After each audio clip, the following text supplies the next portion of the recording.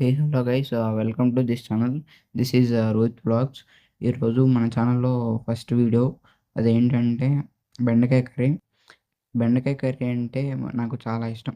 అందుకే మా మమ్మీ ఈరోజు బెండకాయ కర్రీ చేస్తుంది. చిన్నప్పుడు సార్ బెండకాయ కర్రీ తింటే మైండ్ చాలా షార్ప్ అవుతుందని చెప్పారు.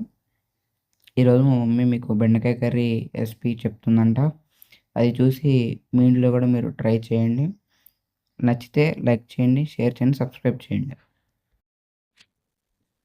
స్టవ్ మీద కళాయి పెట్టి కొంచెం హీట్ అయిన తర్వాత 3 టేబుల్ స్పూన్స్ ఆయిల్ వేసుకొని, ఆయిల్ కొంచెం హీట్ ఎక్కిన తర్వాత మనము కొంచెం పచ్చిమిర్చి వేసుకోవాలి. పచ్చిమిర్చిని అలా నిలువుగా వేసుకుంటే బాగుంటుంది.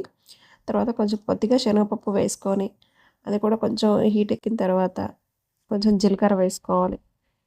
కొద్దిసేపు ఒక 2 మినిట్స్ మనం స్టవ్ మీద అలాగే ఉంచి, అవి కొంచెం మగ్గిన తర్వాత కొంచెం ఉల్లిపాయ ఒకదాన్ని కట్ చేసుకొని నిలువుగా కట్ చేసుకున్నా పర్వాలేదు, అడ్డంగా కట్ చేసుకున్నా పర్వాలేదు.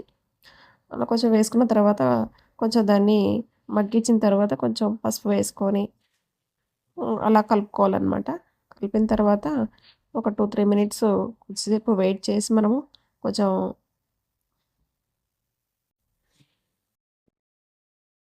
తాలింపులో మనము కట్ చేసుకున్నటువంటి బెండకాయ ముక్కలను వేసుకోవాలి. అయితే బెండకాయల ముక్కలు అనేటివి మనకు కొంచెం లేతగా ఉన్నయితే బాగా జిగురుగా ఉంటుంది. కొంచెం 2-3 డేస్ కాయలైతే మనకి ఫ్రైకి బాగుంటుందన్నమాట. ఇవైతే మరి లేతగానే ఉన్నాయి ఈ బెండకాయ ముక్కలు.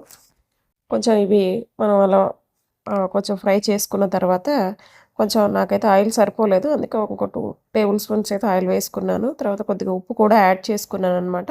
ఒక 2 టేబుల్ స్పూన్స్ ఉప్పు అయితే సరిపోద్ది నేను తీసుకున్న క్వాంటిటీకి. ఇలా కొంచెం గరిటెతోటి తిప్పుతూ ఉంటే మనకు అడుగు కూడా మాడకుండా ఉంటుంది. తర్వాత 2 టేబుల్ స్పూన్స్ కారం యాడ్ చేసుకున్నాను. కారం చక్కగా కలిసిపోయేంత వరకు మనము గరిటెతోటి తిప్పుకుంటే బాగుంటుంది. కొంచెం లేత బెండకాయలు కదా, కొంచెం అవి చాలా జిగురుగా ఉన్నాయి. కొంచెం గరిటెకి అంటుకుంటూ ఉంది. ఇలా కొంచెం ఒక 10 మినిట్స్ అలా మనం వెయిట్ చేసిన తర్వాత ఫైనల్గా నేనైతే కరివేపాకు వేసుకుంటాను. నాకు అట్లా ఫైనల్గా వేసుకోవడం అంటే ఇష్టం. మా బాబు అలానే తింటాడు. ఇక తర్వాత వచ్చేసి మనము కొంచెం వెల్లుల్లి ఉంటుంది కదా, ఆ వెల్లుల్లిని కూడా కొద్దిగా మనము దంచి ఫైనల్గా లాస్ట్లో వేసుకుంటే బాగుంటుంది. అది కూడా ఆరోగ్యానికి చాలా మంచిదన్నమాట వెల్లుల్లి. ఈ విధంగా ఈరోజు బెండకాయ ఫ్రై చేశాను నేను. Thank you.